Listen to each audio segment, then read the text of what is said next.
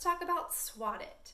In this game, we're having students try to analyze particular clues and identify which figure best represents that clue. So the teacher has a set of clues.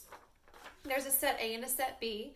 Set A is intended for kindergarten up through third grade, simply because kindergarten through third grade are still exploring three-dimensional figures. So the set of Swat It cards includes two-dimensional shapes and three-dimensional solids.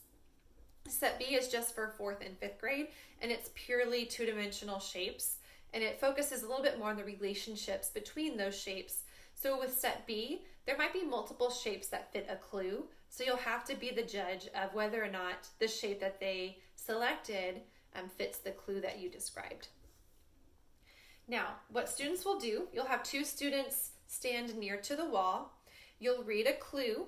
For example, a 3D solid with 5 faces. So students would have to think about what shape that would be, and when they see it, they swat it on the wall. The first student to swat it earns their team a point. Okay, so some of the clues are simply asking students to identify a shape. For example, one clue is a cube. But there are also clues that make them think a little bit more about it. For example, a shape with 6 square faces. So students would have to also identify, okay, well, 6 square faces, that's also a cube.